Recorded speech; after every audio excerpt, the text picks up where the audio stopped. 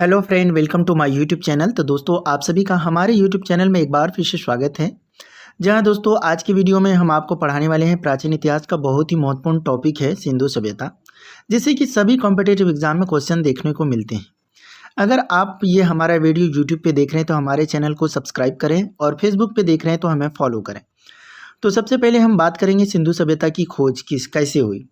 तो सबसे पहले हम सिंधु सभ्यता के खोजकर्ता के बारे में पढ़ेंगे। चार्ल्स मेसन सर्वप्रथम 1826 ईस्वी में अपनी पत्रिका नैरेटिव्स ऑफ जर्नी में इस सभ्यता के बारे में जानकारी दिया। तो सबसे पहले अगर सिंधु सभ्यता के बारे में कोई जानकारी दिया है तो चार्ल्स मेसन ने दिया है। कब दिया है? 1826 में। ये पॉइंट आप याद रखिएगा। और उनकी जो पत्रिका थी वो है नैरेटिव्स ऑफ जर्नी। उसके बाद अगला है बर्टन बंधु। जेम्स बर्टन और विलियम बंटर के ठेकेदारी में सन 1856 में लाहौर से मुल्तान के बीच रेल लाइन बिछाई जा रही थी। जब खुदाई का काम हड़प्पा में शुरू हुआ तो वहाँ मिट्टी में दबी हुई बहुत सी ईंटें मिली जो ठेकेदार ने अपने काम में इस्तेमाल कर ली। ठीक है। तो पहला चार्ल्स मेसन 1826 में, और उन्होंने अपनी पत्रिका नैरेटिव्स ऑफ जर्नी में इसका उल्लेख किया, सिंधु सभ्यता के बारे में बताया। उसके बाद बर्टन बंधु है, जेम्स बर्टन, विलियम बर्टन, उन्होंने बताया है 1526 ईस्वी में। ठीक है। अगला जो खोजकर्ता थे वो हैं अलेक्जेंडर कनिंघम। अलेक्जेंडर कनिंघम ने 1853 से 1856 ईस्वी के दौरान इस क्षेत्र में बहुत बार यात्रा किए और इस सभ्यता की जानकारी जुटाने की कोशिश की, लेकिन जितनी सफलता मिलनी चाहिए थी उतनी सफलता इनको नहीं मिली। कब? 1853 से 56, यानी 3 साल के दौरान उन्होंने बहुत बार इस क्षेत्र का दौरा किया, लेकिन उन्होंने बहुत सारी जानकारी जुटाने की कोशिश की, लेकिन उसे जितनी सफलता मिलनी चाहिए थी उतना नहीं मिल पाए। अगला जो है वो है हमारा सन 1921 ईस्वी में sir John martial. Sir John martial के नेतृत्व में राय बहादुर, दयाराम साहनी और राखलदास बनर्जी क्रमशः हड़प्पा और मोहनजोदड़ो में खुदाई करवाई। इस तरह सिंधु सभ्यता के प्रारंभिक खोजकर्ता के रूप में इन लोगों को माना जाता है। तो उसमें भी बता दें, उत्खननकर्ता के रूप में जो है हड़प्पा के बारे में जाना जाता है राय बहादुर, दयाराम साहनी और राखलदास बनर्जी को मोहनजोदड़ो के लिए। और जो उस समय सर जॉन मार्शल थे, भारतीय पुरातात्विक विभाग के प्रमुख थे सर जॉन मार्शल। ठीक है। आर्कियोलॉजिकल सर्वे ऑफ इंडिया के प्रमुख थे। अगला है काल का निर्धारण, यानी सिंधु सभ्यता का जो काल का निर्धारण कब से कब तक रहा है, किस काल को कितना समय हुआ है अभी से, उनके बारे में हम बता रहे हैं। सिंधु घाटी सभ्यता के बारे में जितनी भी जानकारी मिला वे सारी जानकारी पुरातात्विक स्रोत के आधार पर इकट्ठा किया गया।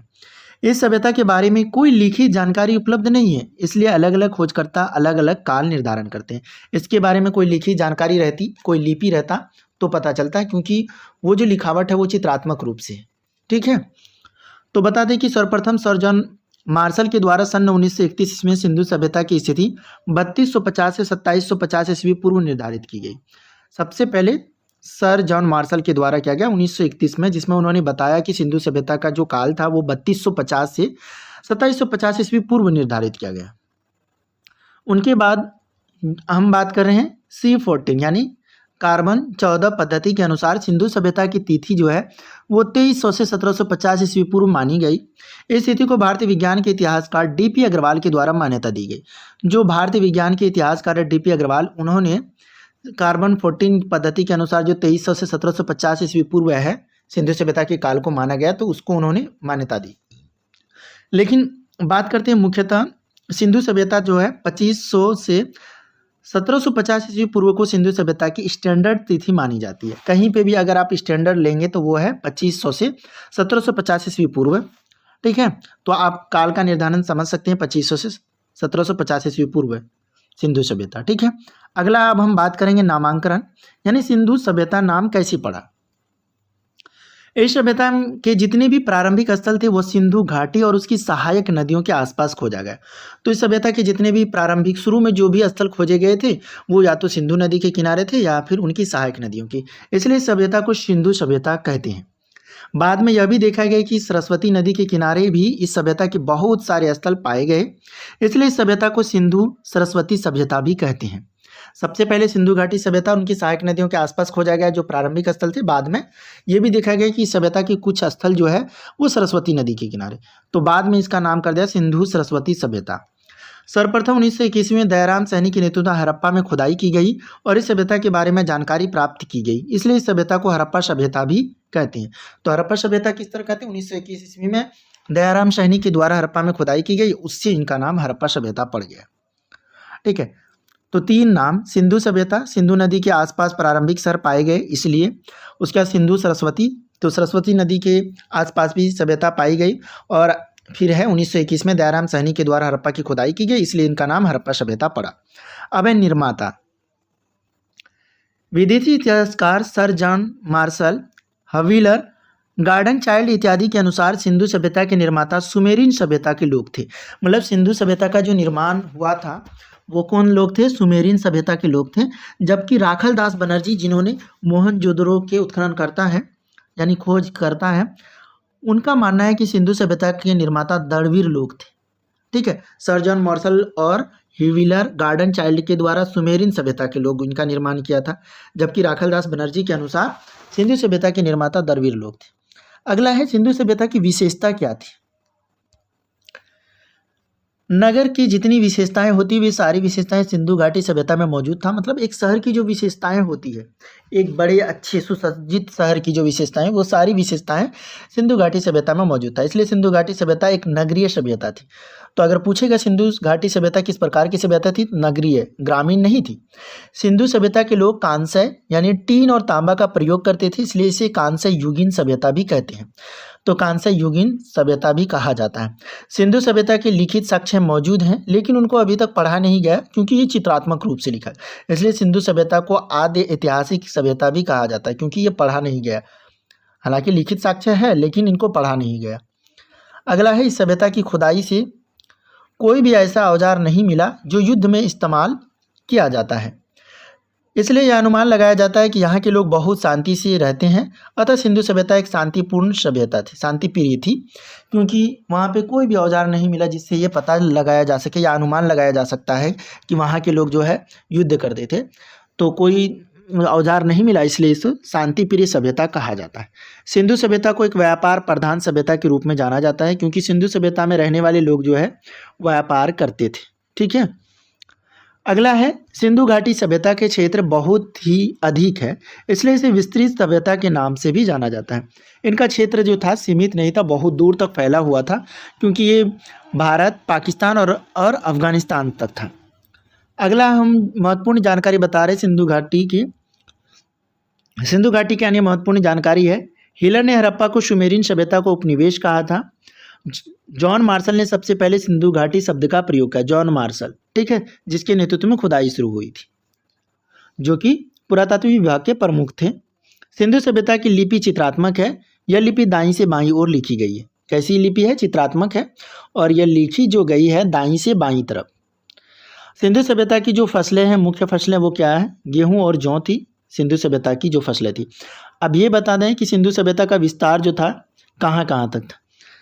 तो सिंधु सभ्यता जो है पश्चिम में सुतका गैंडोर पाकिस्तान तक, और पूरब में था आलमगीर उत्तर प्रदेश जो कि पड़ता है मेरठ में, और पूरब में, और उत्तर में था मांडा जम्मू कश्मीर, और दक्षिण में था दैमाबाद महाराष्ट्र। ठीक है, तो यहाँ तक इसका विस्तार था। तो पश्चिम में जो था सुतका गैंडोर पाकिस्तान में अभी वर्तमान में पड़ता है, पूरब में आलमगीर जो अभी वर्तमान में उत्तर प्रदेश में, और उत्तर में मांडा जम्मू कश्मीर, और दक्षिण में दैमाबाद महाराष्ट्र तक फैला हुआ था। सिंधु घाटी सभ्यता का जो क्षेत्र था वो कैसा था? त्रिभुजाकार है, और यह सभ्यता अफगानिस्तान, पाकिस्तान एवं भारत में फैला हुआ था। 3 देशों में, वर्तमान के 3 देशों में फैला हुआ था। सिंधु सभ्यता के अब हम प्रमुख स्थल को पढ़ेंगे और उनके बारे में जानेंगे। इनकी खोज कब हुई, कौन से स्थल की, और उसके उत्खननकर्ता कौन थे, और ये किस नदी के किनारे। तो पहला जो खोज हुआ है हड़प्पा स्थल का 1921 में। किस स्थल की खोज हुई? हड़प्पा की। इसके उत्खननकर्ता हैं दयाराम सहनी, और ये कौन सी नदी के? हड़प्पा रावी नदी के किनारे है। और वर्तमान स्थिति है कि पश्चिम पंजाब का मोंटागोमरी जिला, पाकिस्तान। ठीक है, ये आपको ध्यान में रखना है। अगला है 1922 में खोज की गई मोहनजोदड़ो, राखल दास बनर्जी। ये जो है मोहनजोदड़ो सिंधु नदी के किनारे है, सिंध प्रांत का लरकाना जिला, पाकिस्तान में ये अभी भी स्थित है। अब 1931 में जो खोज की गई है चनहुद्रो, ठीक है, ये क्या गया है? गोपाल मजुमदार के द्वारा। कौन सी नदी के किनारे है? चनहुद्रो सिंधु नदी के, सिंध प्रांत, ये भी पाकिस्तान में स्थित है अभी वर्तमान में। अगला खोज हुई है कालीबंगा 1953। बीबी लाल और बी के थापड़, ठीक है, दो लोगों ने मिलकर के इसके उत्खननकर्ता हैं कालीबंगा के बीबी लाल और बीके थापर। ये घग्गर नदी के किनारे है।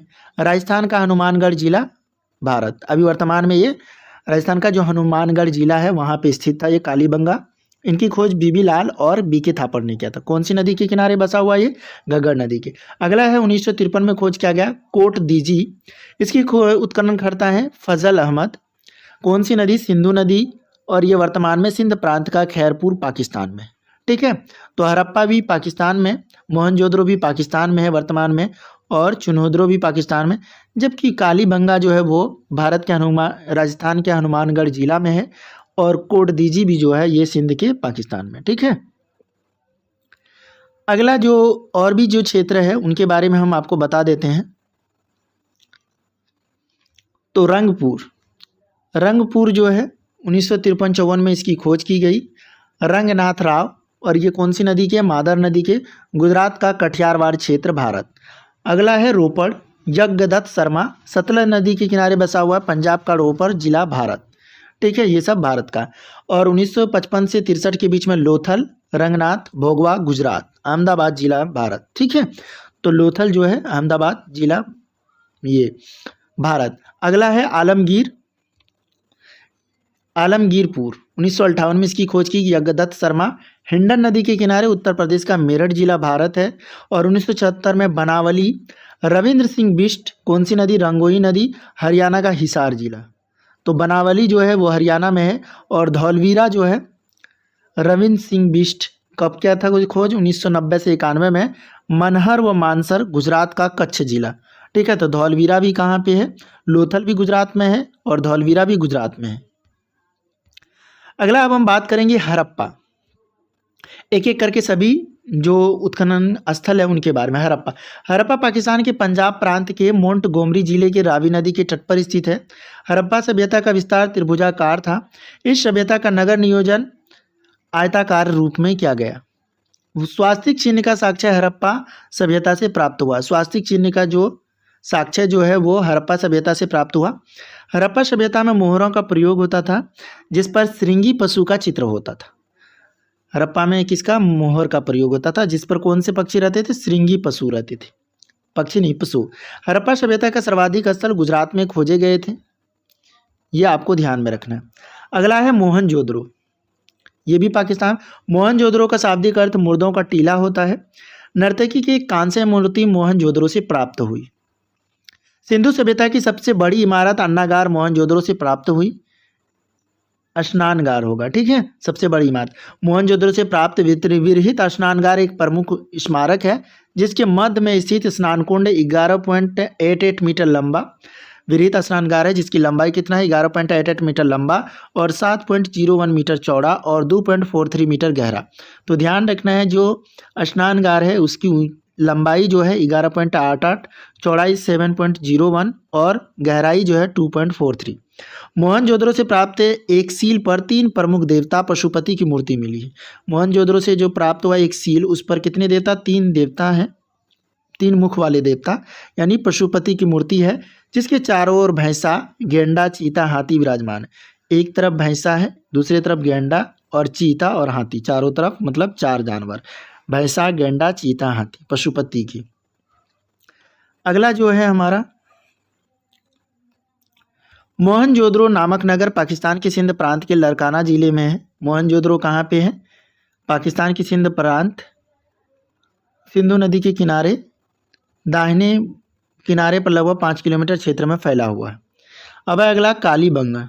कालीबंगा का शाब्दिक अर्थ होता है काली रंग की चूड़ियाँ। यह नगर राजस्थान के हनुमानगढ़ जिले में घग्गर नदी के किनारे है, ये तो हम पढ़ ही चुके हैं। कालीबंगा से अलंकृत ईंटों के साक्ष्य प्राप्त हुए, मतलब सजाई वाला ईंटा, और यहाँ के घर कच्ची ईंटों से बने थे। कहाँ के? कालीबंगा के। यहाँ से अग्निकुंड का अवशेष मिला है और यहीं से अवशेष मिला है। तो यहाँ पे देख लीजिए, कालीबंगा का जो अर्थ होता है काली रंग की चूड़ियाँ। ये कहाँ पे? कालीबंगा हनुमानगढ़ जिले में, राजस्थान में। कौन से नदी? घग्गर नदी के किनारे स्थित है। यहीं पे अलंकृत ईंटों के साक्ष्य प्राप्त हुए। यहाँ के घर कच्ची ईंटों से बने थे और यहाँ के अग्निकुंड का अवशेष भी मिला। मतलब इसका मतलब है कालीबंगा में क्या था? अग्निकुंड था। सर्वप्रथम कपास की खेती के प्रमाण कालीबंगा से प्राप्त हुआ, जिसे यूनानियों ने सिंडन कहते थे। सबसे पहले अगर कपास की खेती का प्रमाण कहीं मिलता है वो कालीबंगा से मिला। यहाँ से मिट्टी की मोहरें और मृद भांड के साक्ष्य मिले। कालीबंगा का प्रमुख पालतू पशु कुत्ता था। कालीबंगा और मोहनजोदड़ो से प्राप्त कुछ मोहरों पर पशु बलि का प्रमाण मिलता है। तो कालीबंगा और मोहनजोदड़ो से कुछ मोहरें प्राप्त हुई, इसमें पशु बलि का प्रमाण मिलता है। कालीबंगा, लोथल, सुरकोदता से सिंधुकालीन घोड़ों के अस्थि पंजर मिले। ठीक है, कालीबंगा, लोथल और सुरकोदा से सिंधुकालीन घोड़ों के अस्थि पंजर मिले। कालीबंगा सिंधु सभ्यता का ऐसा स्थल है जिसका निचला शहर भी किले से घिरा हुआ था। तो ये ध्यान रखना है, पूछेगा कि सिंधु सभ्यता का कौन ऐसा स्थल है जिसका निचला शहर भी किले से घिरा हुआ था, तो कालीबंगा। यहाँ से समकोण दिशा में जुते हुए खेत के साक्ष्य मिले हैं। खेतों को कैसे जुता जाता था? समकोण दिशा में। अब सिंधु सभ्यता से संबंधित कुछ महत्वपूर्ण पॉइंट डिस्कस कर लेते हैं। अग्निकुंड का साक्ष्य कालीबंगा और लोथल से प्राप्त हुआ। ठीक है, कालीबंगन के बारे में पढ़े थे, ये लोथल से भी अग्निकुंड के साक्ष्य। लोथल और रंगपुर से धान की खेती होने का साक्ष्य मिला। धान की खेती का साक्ष्य कहाँ से मिला? लोथल और रंगपुर से। सिंधु सभ्यता के लोग मिठास के लिए शहद का प्रयोग करते थे। सिंधु सभ्यता के लोग, अगर पूछा जाए मिठास के लिए किसका प्रयोग करते थे? शहद का। कालीबंगन से जूते हुए खेत, नक्काशीदार ईंटा का प्रयोग साक्ष्य प्राप्त हुआ है कालीबंगा से। ठीक है, मनके बनाने के कारखाना चुनहुद्रो और लोथल से प्राप्त हुआ। तो मनके बनाने का जो कारखाना है चुनहुद्रो और लोथल से प्राप्त हुआ। पिगट ने हड़प्पा और मोहनजोदड़ो को एक विस्तृत साम्राज्य का जुड़वा राजधानी बताया। पिगट ने कहा था कि हड़प्पा और मोहनजोदड़ो जो है एक विस्तृत साम्राज्य का जुड़वा राजधानी बताया। मतलब है कि हड़प्पा और मोहनजोदड़ो सबसे ज़्यादा जो है विस्तृत था और सबसे ज़्यादा विकसित भी था। सिंधु सभ्यता के लोग धरती को उर्वरा की देवी मानते हैं। ये चीज़ जान, उर्वरा की देवी कौन सी सभ्यता के लोग मानते हैं धरती को? तो सिंधु सभ्यता। सिंधु सभ्यता के लोगों में मात्र देवी की उपासना की सर्वाधिक प्रचलन थी। मात्र देवी की उपासना की। कुबड़ वाला सांड सिंधु सभ्यता के लोगों का पूजनीय पशु था। तो सिंधु सभ्यता कौन से पशु को पूजते थे? तो वो थे कुबड़ वाला सांड। सिंधु सभ्यता के समाज मातृसत्तात्मक समाज था। मातृसत्तात्मक, एक होता पितृसत्तात्मक यानी पुरुष प्रधान, यहाँ पे मातृसत्तात्मक यानी कि महिला प्रधान। सिंधु सभ्यता के लोग प्रायः सूती और ऊनी वस्त्रों का प्रयोग करते थे। ये बात भी है कि सिंधु सभ्यता के लोग जो थे वो सूती और ऊनी वस्त्र का प्रयोग सबसे ज़्यादा करते थे। आग में पकी हुई मिट्टी को टेराकोटा कहा जाता है। आग में जो मिट्टी पक जाता है उसे टेराकोटा कहा जाता है। सिंधु सभ्यता में वेश्यावृत्ति और पर्दा प्रथा प्रचलित था। तो ये बहुत सारी चीज़ें आपको याद रखना है। सिंधु सभ्यता के लोग धरती को उर्वरा की देवी मानते थे। सिंधु सभ्यता के लोगों में मात्र देवी की उपासना की जाती थी। कुबड़ वाला सांड जो है वो पूजनीय पशु था। और सिंधु सभ्यता का समाज मातृसत्तात्मक था। सिंधु सभ्यता के लोग सूती और ऊनी कपड़े पहनते थे। आग में पकी हुई मिट्टी को टेराकोटा कहा जाता है। सिंधु सभ्यता में वेश्यावृत्ति और पर्दा प्रथा प्रचलित था। अगला जो है हमारा, शवों को जलाने और दफनाने का साक्ष्य सिंधु सभ्यता से प्राप्त हुआ। आज़ादी के बाद गुजरात में हड़प्पा संस्कृति के सर्वाधिक स्थल पाए गए। सिंधु सभ्यता का बंदरगाह लोथल है जो कि गुजरात में पाया जाता है। गुजरात में है ये स्थित लोथल। मेसोपोटामिया के अभिलेखों में वर्णित मेलुहा शब्द का अभिप्राय सिंधु सभ्यता से भी है। मेसोपोटामिया से जो अभिलेख मिला उसमें एक वर्ड यूज किया गया मेलुहा, उसका अभिप्राय सिंधु सभ्यता से ही है। सिंधु सभ्यता से प्राप्त लिपि में 64 मूल चिन्ह हैं जो कि कैसी चित्रात्मक है और दाईं से बाईं ओर लिखी गई है, जिसमें 250 से 400 तक अक्षर है। ये भी आपको ध्यान रखना। 64 मूल चिन्ह है सिंधु सभ्यता की लिपि में और 250 से 400 तक अक्षर है। सिंधु सभ्यता की लिपि में सर्वाधिक प्रचलित पशु चिन्ह मछली का है। सिंधु सभ्यता की लिपि में सर्वाधिक प्रचलित पशु चिन्ह जो है वो मछली का है। सिंधु सभ्यता का विनाश का कारण संभवतः बाढ़ था। कई बार हम जो है बाढ़ मानते हैं, कई बार सुखाड़, लेकिन इसमें जो दिया गया है कि विनाश का जो संभवतः कारण था वो क्या था? बाढ़ था। इस पर भी जो है विवाद है। आर.एल. Stein, AN. घोष आदि विद्वानों का मत है कि सिंधु सभ्यता का विनाश जलवायु परिवर्तन के कारण हुआ। तो इसमें आपको अगर पूछेगा आर.एल. Stein, N. N.. घोष ने कौन सा मत दिया है सिंधु सभ्यता के विनाश का? तो जलवायु परिवर्तन। वैसे सिंधु सभ्यता के विनाश का जो कारण था संभवतः वो था बाढ़। सिंधु सभ्यता की लिपि में 64 मूल चिन्ह है और 250 से 400 तक अक्षर है। सिंधु सभ्यता की जो भाषाएं थी वो या लिपि चित्रात्मक थी। ठीक है, और दाईं से बाईं तरफ लिखी जाती थी।